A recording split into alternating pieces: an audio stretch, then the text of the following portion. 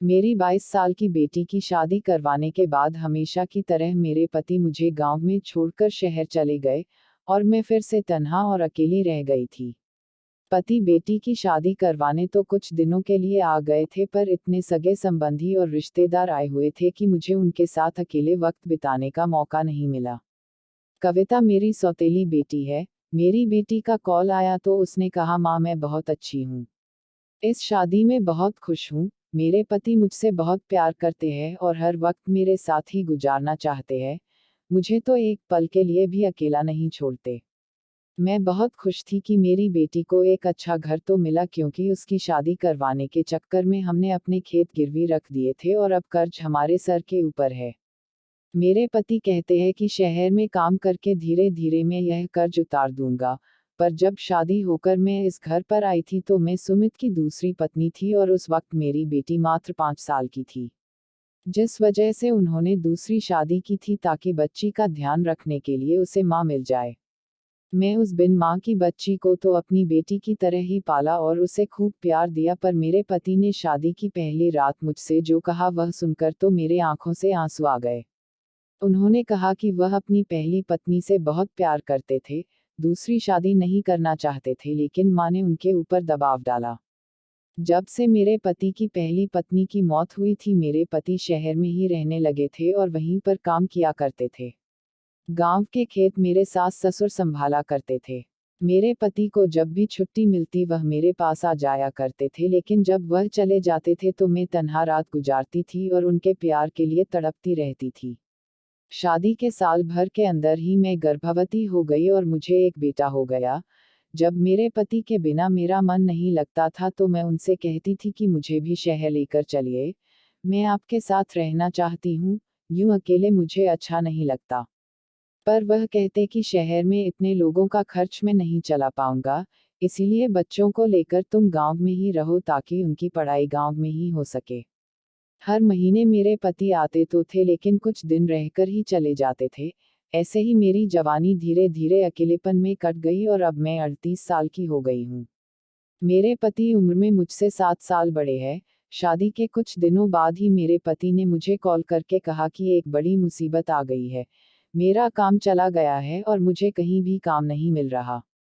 मैंने उनसे कहा कि आप फिर गांव में आ जाओ और खेती संभालो लो, पर मेरे पति ने कहा कि हमारे ऊपर बहुत कर्जा हो चुका है, अगर काम नहीं करूंगा तो यह कर्ज कैसे चुकाऊंगा और खेत भी हमारे हाथ से निकल जाएगा। मैंने कहा अब कविता की शादी हो गई है, क्यों ना मैं भी शहर में आ जाऊं और मैं लोगों के घर में काम कर लिया करूंगी।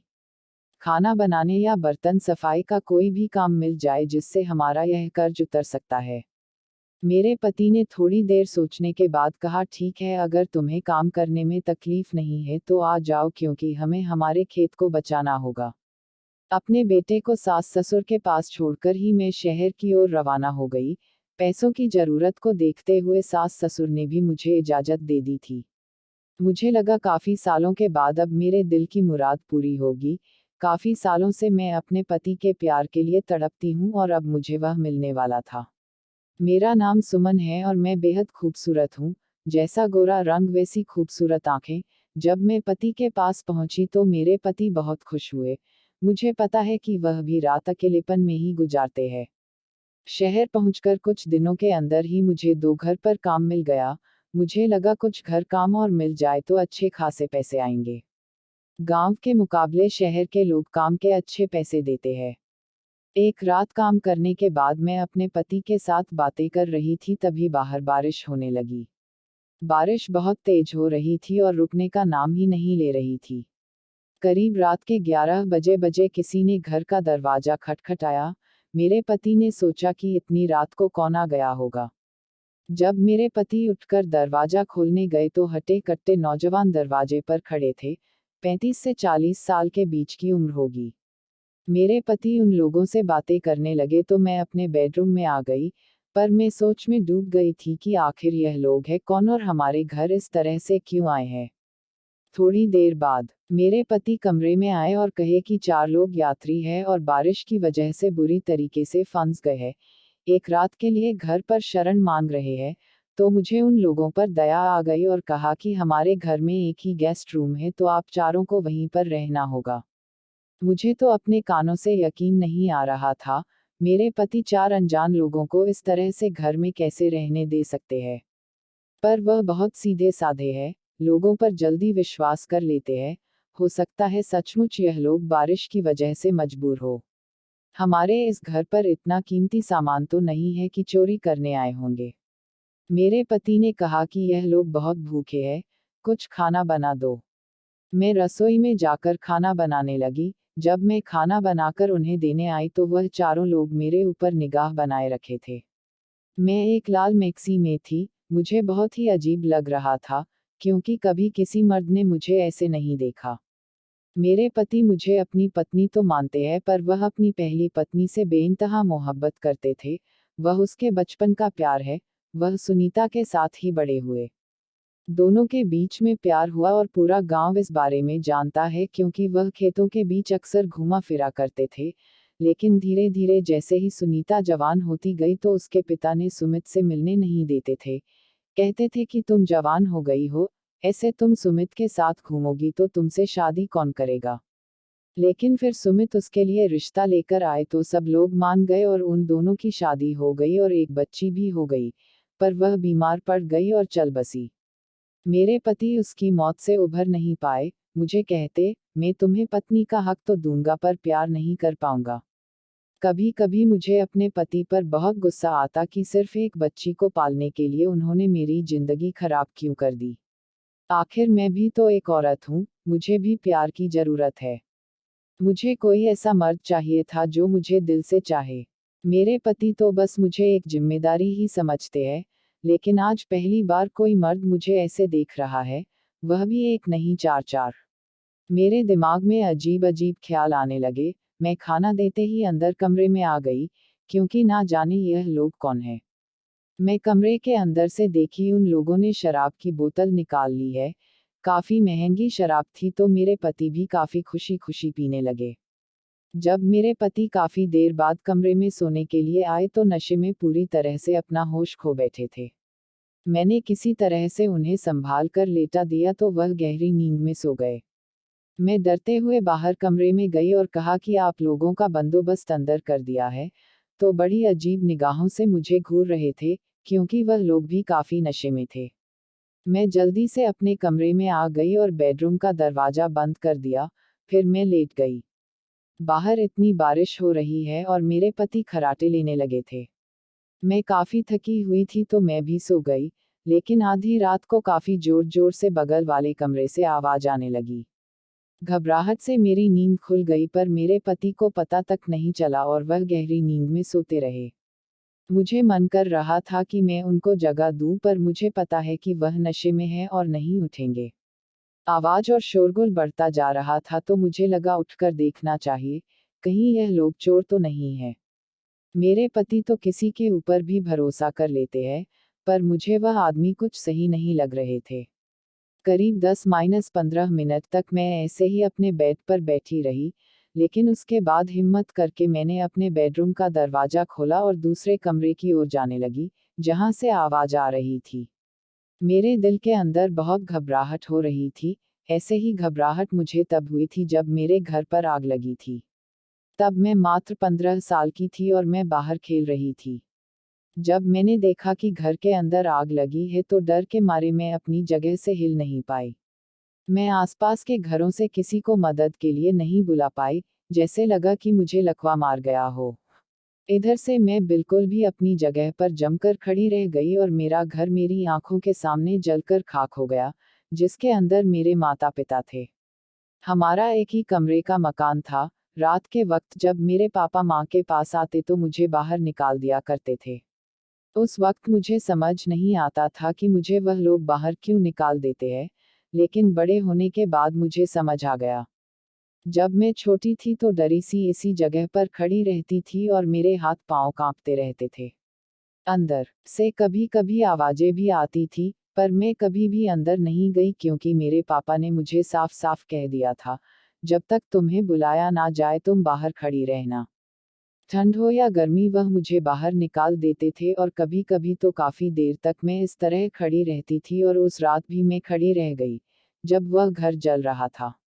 जब आसपास के लोगों को पता चला वह आए तो देखे घर पूरी तरीके से जल चुका है। उन्होंने उसे बुझाने की कोशिश तो की पर मेरे माँ पापा बिल्कुल जल चुके थे। गांव के लोगों ने मुझे ही इसका जिम्मेदार ठहराया क्योंकि मैं मदद नहीं मांग पाई थी और एक ही जगह पर खड़ी रह गई थी।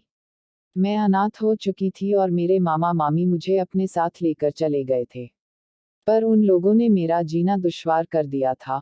मेरी मामी मुझे घर का सारा काम करवाती थी और कोई भी गलती होती तो मुझे मारा पीटा करती थी।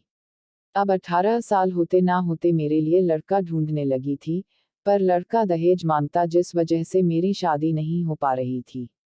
मेरी मामी ने कह दिया था कि शादी में एक पैसा भी खर्च नहीं करूंगी, क्योंकि यह मेरी सगी बेटी नहीं है, जरूरत पड़ेगा तो घर से धक्के मारकर निकाल दूंगी। मेरे मामा भी कुछ नहीं कहते, ऐसा लगता कि मजबूरी में ही मुझे झेल रहे थे।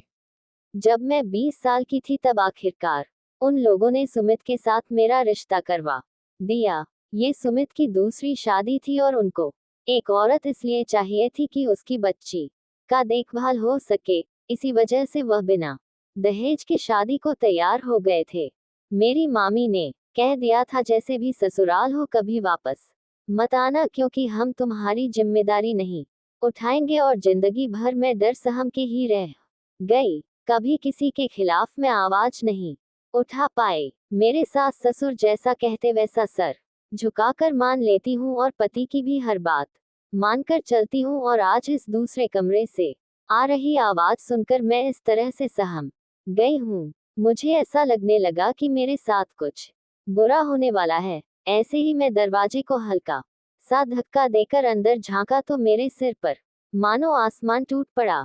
मेरे पैरों तले जमीन निकल गई। मुझे ऐसा लगा कि शायद आज का दिन ही मेरी जिंदगी का सबसे बुरा दिन है।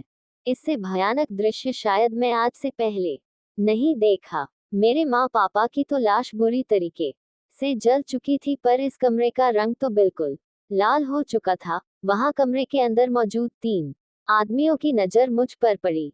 एक आदमी फुर्ती के साथ मेरे पास आया और मुझे अंदर खींचकर दरवाजा बंद कर दिया। मैं बहुत घबरा गई कि यह लोग मेरे साथ कुछ बुरा करने वाले हैं। मुझे देखते ही वे बहुत ही अजीब निगाहों से मेरी तरफ देखने लगे और मेरे करीब आने लगे। मेरा गला सूखने लगा और डर के मारे मेरी आवाज बंद हो गई। इनके चौथे साथी की लाश खून से लथपथ कमरे में पड़ी हुई थी। अब बाकी के बचे 3 लोग मुझे शायद जिंदा ना छोड़े। मैं बहुत घबरा गई क्योंकि मैं कत्ल की गवाह बन चुकी हूँ। इन तीनों में से किसी ने इसे मारा होगा। एक आदमी मुझे उठाया और उठाकर सीधा बेड पर पटक दिया। मुझे लगा कि यह लोग मुझे मार डालेंगे, पर उन लोगों ने ऐसा कुछ नहीं किया। वे अपने जैकेट उतारने लगे और उसके बाद मेरे साथ जो कुछ भी हुआ, रात भर मेरी चीखें गूंजती रही। जिंदगी भर मैं जिस चीज के लिए तरसती रही हूँ वह मुझे 3 अनजान लोगों से मिल रहा था, वह भी मेरी मर्जी के खिलाफ इन कातिलों से। और एक लाश के सामने मेरे चेहरे का भाव बदलता जा रहा था। कभी डर से मैं बिल्कुल ही हिल नहीं पा रही थी तो कभी मुझे अच्छा लगता। दिल और दिमाग बेकाबू हो गए थे। कभी मुझे रोना आ जाता तो कभी मुझे दर्द होता और कभी लगता कि अपने आप को बचाने के लिए मैं कुछ करूं, पर मैं बेबस और मजबूर बनकर ही रह गई। अगर मैंने उन लोगों को मना कर दिया तो वह मुझे भी मार डालेंगे, क्योंकि उन लोगों ने कत्ल किया है। उसके बाद एक आदमी उठा और एक कंबल से उस लाश को लपेट दिया और घर से बाहर निकलकर उस लाश को अपनी गाड़ी में छुपा दिया। फिर 2 आदमी मिलकर कमरे को साफ करने लगे, खून के धब्बों को मिटाने लगे, और तीसरा आदमी मेरे साथ था और मुझे संभालने लगा, क्योंकि मैं ही इकलौती गवाह थी जिसे पता था कि इन लोगों ने क्या कांड किया है। जब सब कुछ साफ सुथरा हो गया तो वह तीनों फिर से मेरे पास आ गए। मुझे लगा अगर मैं चिल्लाऊंगी तो कमरे से शायद मेरी पति आकर मुझे बचाए, पर इन लोगों ने खून किया है का ही मुझे और मेरे पति को भी मार दिया तो एक खून की सजा जो है 3 खून की सजा भी तो वही मिलेगी। उसके बाद क्या हुआ पता नहीं, लेकिन अचानक जब मेरे पति मुझे बुलाने लगे तो मैं बहुत घबरा गई, क्योंकि मुझे पता नहीं था कि कब मेरी आंख लग गई थी। अगर मेरे पति ने मुझे इस हालत में देख लिया तो वह मुझे तलाक दे देंगे। इस हालत में, वह भी अजनबी के कमरे में। पर जब मेरी आंख खुली तो मैं अपने ही बेडरूम में थी, और मेरे बदन पर वही लाल मैक्सी थी जो मैंने रात को पहनी थी, और मेरे आसपास लाखों रुपए पड़े थे। तभी मेरे पति ने मुझसे कहा कि वह अनजान आदमी चले गए हैं और अब 10 बज चुके हैं। तुम तो काफी देर से सो रही हो, आज काम पर नहीं जाना है क्या? मैं तो कुछ भी समझ नहीं पा रही थी। तभी मेरे पति ने कहा कि जाते वक्त उन लोगों ने हमें 5 लाख रुपए दिए हैं। ये सुनकर तो मुझे विश्वास ही नहीं हो रहा था। मेरे पति ने कहा कि मैं पैसा लेना नहीं चाहता था, पर हमने उन लोगों की मदद की, उसके बदले में वह लोग हमारी मदद करना चाहते थे। मैंने सोचा कि कहीं ये पैसों के लिए ही तो कत्ल नहीं किया। आखिर किस बात के पैसे दे गए ये लोग? जो कुछ भी मेरे साथ रात में किया, या वह खून जो मैंने देख लिया, उसका मुंह बंद करवाने के लिए मेरे पति ने कहा कि मैं ये पैसे बैंक में जमा करवा कर आता हूँ, इससे कर्ज चुक जाएगा, तुम काम पर चली जाओ। मेरे पति के जाते ही मैं रोने लगी। मेरे साथ जो कुछ भी हुआ था, मैं फौरन उठकर दूसरे कमरे में गई, और फिर कपड़े पहनकर मैं तुरंत दुकान गई। कमरा साफ करने के लिए अलग अलग केमिकल खरीद कर लेकर आई। उसके बाद मैं दूसरे कमरे को अच्छी तरह से रगड़ कर साफ किया, जहां वह खून के धब्बे थे। साथ ही मैं बिस्तर के चद्दर को भी अच्छे से धोया। पूरे घर की अच्छे से सफाई करने के बाद मैं अपने लिए कुछ खाना बनाने लगी। तब तक मेरे पति आ चुके थे और मुझसे पूछा कि तुम अब तक काम पर क्यों नहीं गई? मैंने उनसे कहा कि मेरी तबीयत ठीक नहीं है, मुझसे तो चला भी नहीं जा रहा था, और मेरे पूरे बदन में दर्द था, और मैं अंदर से बहुत ज्यादा डरी हुई थी।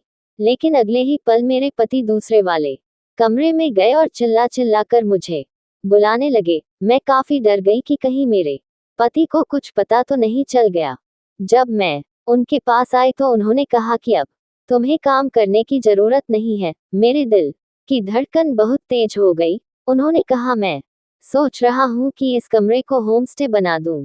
इंटरनेट में इस कमरे की तस्वीर खींचकर डाल दूंगा, और ऑनलाइन बुकिंग करके कोई भी इंसान इस कमरे में रात में रह सकता है, और तुम उसे खाना बनाकर देना।